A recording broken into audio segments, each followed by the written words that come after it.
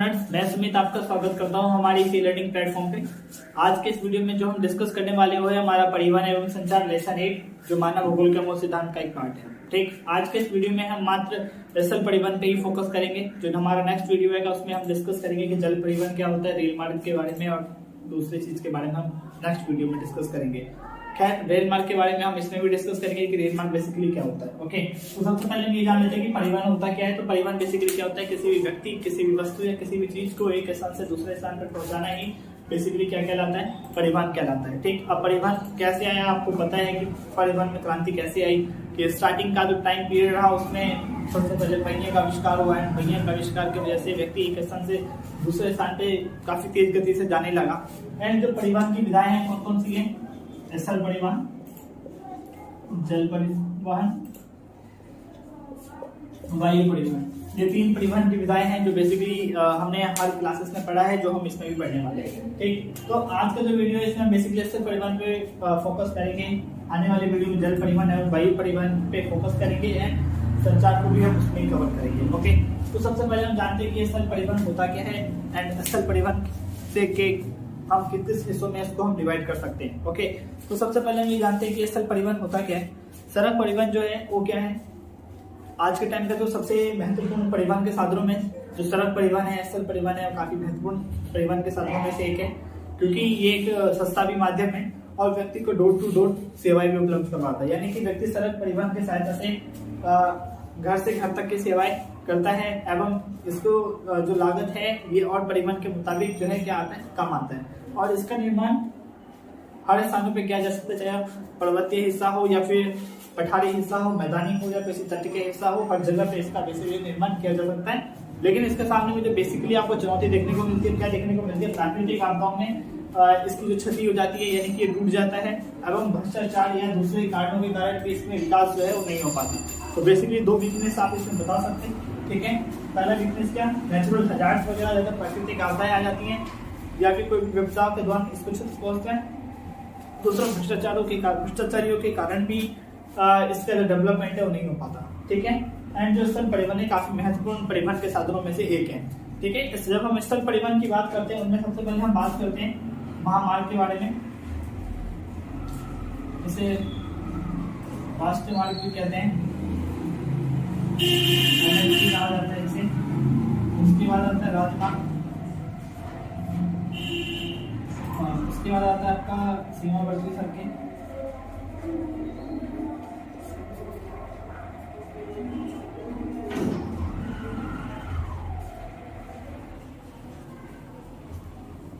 जिला सड़कें और ग्रामीण सड़कें। जब हम स्थल परिवहन की बात करते हैं तो हम इनको इस हिस्सों में कैटेगराइज करते हैं। सबसे पहला क्या है, हमारा राष्ट्रीय महामार्ग, दूसरा है हमारा राज्य महामार्ग, तीसरा है सीमावर्ती सड़कें, उसके बाद है जिला सड़कें, फिर है हमारा ग्रामीण सड़कें। ठीक, जो राष्ट्रीय महामार्ग है जिसे बेसिकली हम किस नाम से जानते हैं, एनएच, नेशनल हाईवे के नाम से भी जानते हैं।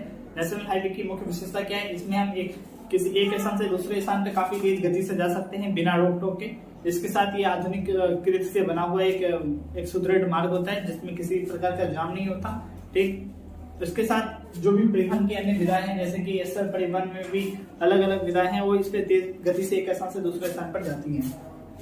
राष्ट्रीय महामार्ग में, भारत में अगर राष्ट्रीय महामार्ग की बात करें तो बेसिकली कौन कौन से हैं, सबसे पहले हम NH1 को लेते हैं, जैसे दिल्ली से अमृतसर। NH2 को लेते हैं, दिल्ली से कोलकाता। NH7 Delhi to Varanasi. ठीक, NH8 Delhi to Mumbai. Okay, तो ये भारत के राष्ट्रीय मार्ग है। उसके बाद आता है राजमार्ग। राजमार्ग वे मार्ग होते हैं जो एक राज्य को दूसरे राज्यों से जोड़ते हैं। ठीक है, इसके बाद आता है सीमावर्ती सड़कें। ये इंपॉर्टेंट है, ये खासकर आपको पढ़ना भी है। सीमावर्ती सड़कें अंतरराष्ट्रीय सीमाओं के साथ साथ बनाई जाने वाली जो सड़कें होती है उसे हम बेसिकली सीमावर्ती सड़कें कहते हैं। फॉर एग्जाम्पल, इसे आप मान लीजिए ये इंडिया है, लेट कर लीजिए, है तो नहीं, एक सर्कल टाइप का है। मान लो एक सर्कल टाइप का कोई देश है। ठीक, इसके आसपास जो रोड बनाया जाता है, इसी रोड को बेसिकली कौन सा रोड कहते हैं, सीमावर्ती सड़कें कहते हैं, बॉर्डर रोड कहते हैं। इसके बनाने का जो मेन उद्देश्य क्या होता है, तो इसके बनाने का मेन उद्देश्य ये होता है कि युद्ध की स्थिति में या किसी विपदाओं की स्थिति में सीमा तक पहुंचने में क्या हो सके, सहायता हो सके, इसलिए इसका निर्माण किया जाता है। कौन सी सड़कों का, सीमावर्ती सड़कों का। इसलिए सीमावर्ती सड़कों का अहमियत काफी ज्यादा है। ठीक, सीमावर्ती सड़कों को बनाने में इसका मुख्य योगदान है। सीमावर्ती सड़कों को बनाने में BRO, जिसे हम कहते हैं बॉर्डर रोड ऑर्गेनाइजेशन, ये अपना महत्वपूर्ण भूमिका निभाता है। और इसकी जो स्थापना है वो कब हुई, तो इसकी स्थापना हुई 1960 में, यानी कि 1960 में बॉर्डर रोड ऑर्गेनाइजेशन का गठन किया गया, और जो बेसिकली सीमावर्ती सड़कों का निर्माण करता है अंतरराष्ट्रीय सीमाओं के आसपास। ठीक, उससे पहले हमने बात किया था राष्ट्रीय मार्ग के बारे में, जिसका जो निर्माण है वो कौन करता है, NHAI, national highway authority of India. इसकी स्थापना कब की गई थी, 1995 में। ठीक है, जो NH का काम देखता है। सीमावर्ती सड़क का काम कौन देखता है, बॉर्डर रोड ऑर्गेनाइजेशन। इसका स्थापना कब किया गया, 1960 में। उसके बाद आता है जिला सड़कें। एक जिला को दूसरे जिला से जोड़ने वाली जो सड़कें होती हैं उसको हम जिला सड़कें कहते हैं। उसके अंदर ग्रामीण सड़कें, एक ग्राम को दूसरे ग्रामों से जोड़ने वाली जो सड़कें होती हैं उन्हें हम ग्रामीण सड़कों के नाम से जानते हैं। फॉर एग्जाम्पल आप देख सकते हैं विलेजेस वगैरह में, गाँव वगैरह में प्रधानमंत्री ग्राम सड़क योजना के तहत अलग अलग गाँव को शहरों से या दूसरे स्थानों से जोड़ा गया है, यानी कि एक गांव दूसरे गांव से लिंक्ड है, तो इसको हम ग्रामीण सड़कों की श्रेणी में रखते हैं। ठीक है, इसके साथ अगर सड़क की बात करें तो सड़क जो है काफी महत्वपूर्ण है हमारे लिए, क्योंकि सड़कों के कारण ही देश का आधा से ज्यादा व्यापार होता है एवं देश की GDP या इन सभी चीजों में सड़क परिवहन का अपना एक महत्वपूर्ण ही योगदान है। ठीक है, अगर आप सड़क परिवहन की बात करें तो हर देशों में इसका विकास जो है अलग अलग देखने को मिलता है। चाहे वो विकसित देश हो, वहाँ पे कुछ ज्यादा आधुनिक तरीके से उसका विकास होता है, जहाँ पे जो विकासशील देश है वहाँ पे उसका जो डेवलपमेंट है कुछ अलग देखने को मिलता है। इसके साथ किसी देश का जो आकार है, उसका जो साइज है, वो भी किसी देश के सड़क परिवहन को बेसिकली क्या करता है, प्रभावित करता है। ठीक, अब अगर आपसे पूछा जाता है कि सड़क परिवहन को प्रभावित करने वाले कारक बता दो, तो सड़क प्रभावित करने वाले कारक कौन कौन से हैं? आर्थिक कारक,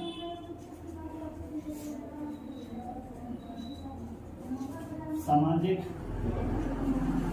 राजनीतिक,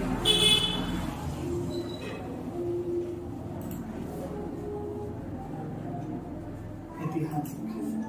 तो सड़क को प्रभावित करने वाले कारकों में बेसिकली हम इन कारकों को रखते हैं: आर्थिक कारक, सामाजिक कारक, राजनीतिक कारक, पर्यावरण कारक, ऐतिहासिक कारक। आर्थिक कारक कहते हैं किसी भी देश का विकास, अगर उस देश की GDP या फिर उस देश का इकोनॉमिक इंफ्रास्ट्रक्चर काफी ज्यादा है, ऑब्वियसली वहाँ पे जो सड़क का विकास है वो काफी तेज गति से होगा।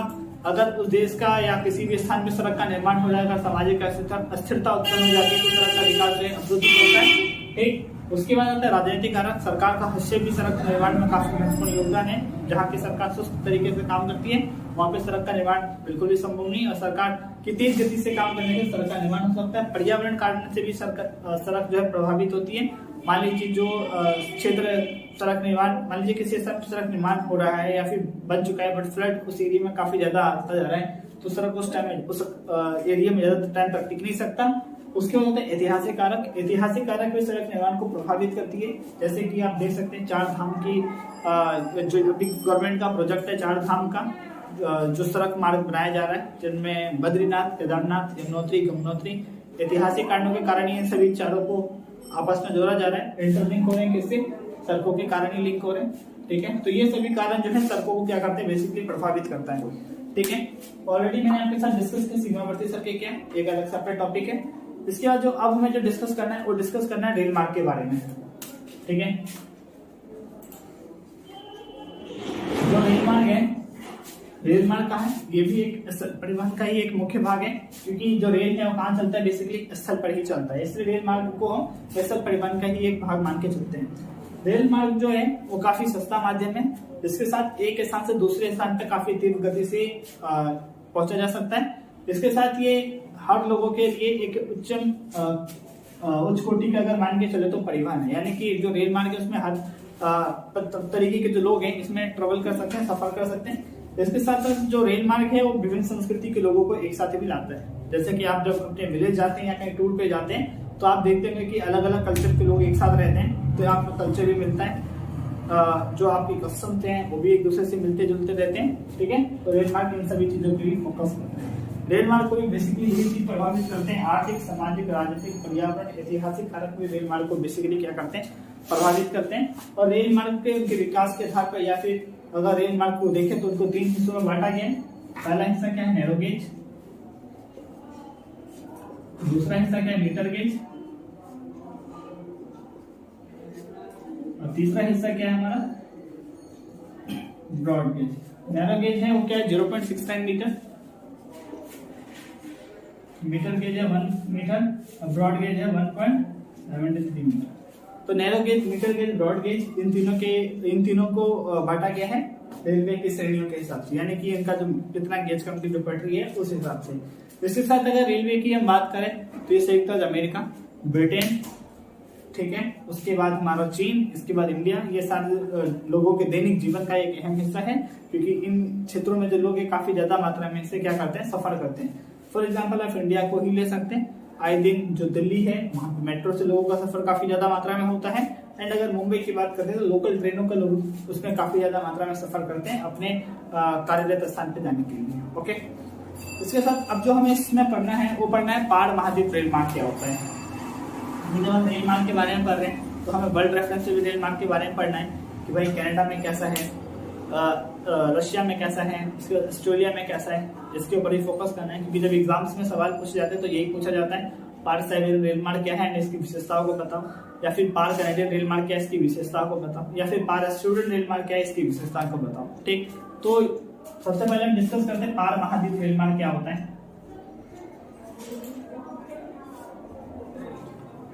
पार महाद्वीप रेल मार्ग के नाम से पता चलता है पार महाद्वीप, ठीक है, यानी कि मान लीजिए कि कोई महाद्वीप है, कोई कॉन्टिनेंट है जिसके एक छोर को, यानी इस हिस्से को एक हिस्से से जोड़ता हो, इसी को हम बेसिकली क्या कहते हैं, पार महाद्वीप रेल मार्ग कहते हैं। तो पार महाद्वीप रेल मार्ग से हमारा सीधा सा मतलब यही है कि एक छोर को दूसरे छोरों से जोड़ना, या फिर किसी भी महाद्वीप के एक हिस्से को दूसरे हिस्से के साथ जाके जोड़ना ही पार महाद्वीप रेल मार्ग कहलाता है।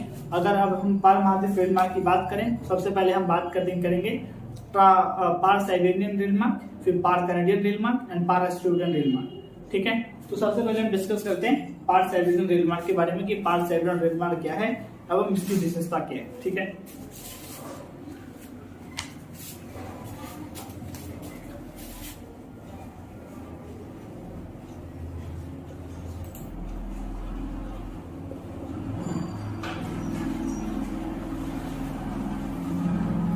जो पार साइबेरियन रेल मार्ग है ये किस किस को जोड़ता है, ये पूर्व में व्लादिवोस्टोक को, सेंट में पश्चिम में पूर्व में व्लादिवोस्टोक को, पश्चिम में सेंट पीटर्सबर्ग के साथ जोड़ता है। इसकी जो लंबाई है 9322 किलोमीटर है। ये दोहरे पथ से युक्त एक विद्युतीकृत रेल मार्ग है। इस रेल मार्ग के निर्माण की वजह से जो रूस है वहाँ पे लोगों की आर्थिक स्थिति एवं रोजगार काफी ज्यादा मात्रा में सृजित हुए और लोगों की आर्थिक स्थिति में भी काफी परिवर्तन आया। इसके साथ ये जो रेल मार्ग है ये रूस की क्या है, आर्थिक धमनी है, यानी कि जो रूस का जो इंफ्रास्ट्रक्चर है या फिर इकोनॉमिक ग्रोथ है ये इसके वजह से काफी ज्यादा मात्रा में है। ठीक है, तो इसको हम यहाँ लिखते हैं और ये एशिया के सबसे बड़ी रेल मार्ग में भी आती है। ठीक है, तो सबसे पहले क्या है, पूर्व में व्लादिवोस्टोक को किसके साथ जोड़ता है, सेंट पीटर्सबर्ग के साथ जोड़ता है। इसकी लंबाई कितनी है, 9322 किलोमीटर लंबा है। इसके साथ ये दोहरे पथ से युक्त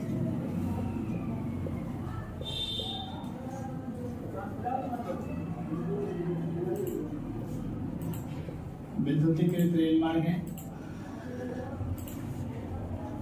आर्थिक धमनी है ये, यानी कि आर्थिक धमनी है रूस की। इसके साथ इसके बढ़ने से आर्थिक स्थिति और रोजगार काफी ज्यादा मात्रा में सृजित हुई स्थान की। ठीक, तो जब आपसे पूछा जाता है कि भाई पार साइबेरियन रेल मार्ग क्या है, तो आप सीधा डिफाइन करें कि पार साइबेरियन रेल मार्ग क्या होता है। तो पार साइबेरियन रेल मार्ग एक छोर को दूसरे छोरों के साथ जोड़ता है, जिसमें पूर्व में व्लादिवोस्टोक को, पश्चिम में सेंट पीटर्सबर्ग के साथ जोड़ता है। इसकी जो लंबाई है वो 9322 किलोमीटर लंबा है। ये रूस की आर्थिक धमनी है, जिसकी वजह से आर्थिक स्थिति एवं रोजगार काफी ज्यादा मात्रा में सृजित हुए एवं ये दोहरे पथ से विद्युतीकृत रेल मार्ग है। ठीक, तो ये किसमें बताएंगे आप, पार साइबेरियन रेल मार्ग के अंदर। ठीक, दूसरा जो हमें डिस्कस करना है वो डिस्कस करना है, ये करते हैं पार कैनेडियन रेल मार्ग।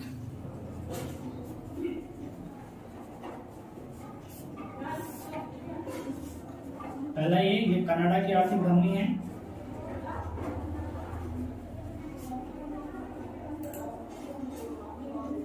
इसके बनने से रोजगार ज्यादा मात्रा में सृजित हुए। इस रेल मार्ग के द्वारा बेसिकली गेहूं व मांस का निर्यात किया जाता है।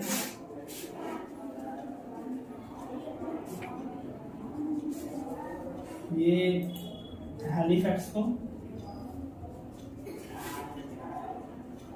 वैंकूवर के साथ जोड़ता है।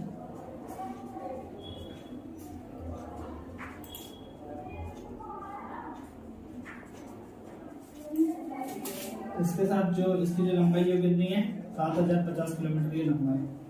ठीक है, तो जब पहला हमने बात किया पार साइबेरियन रेल मार्ग क्या है, दूसरा हम बात करेंगे पार कैनेडियन रेल मार्ग क्या है। तो पार कैनेडियन रेल मार्ग क्या है, ये कनाडा की आर्थिक धमनी है, यानी कि इसके निर्माण से कनाडा की इंफ्रास्ट्रक्चर या फिर जो भी है उसमें काफी ज्यादा मात्रा में डेवलप हुआ।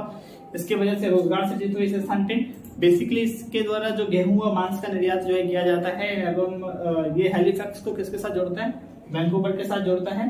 एवं ये इसकी जो लंबाई है कितनी है, 7050 किलोमीटर लंबाई। पेपर में आपसे डायरेक्ट क्वेश्चन भी पूछ लिया जाता है, या फिर आपको एक मैप दे दिया जाता है, उस मैप पे बताता है कि यहाँ पे कौन सा हिस्सा और यहाँ पे कौन सा हिस्सा है, यानी कि पूर्व में कौन सा हिस्सा है, पश्चिम में कौन सा हिस्सा है।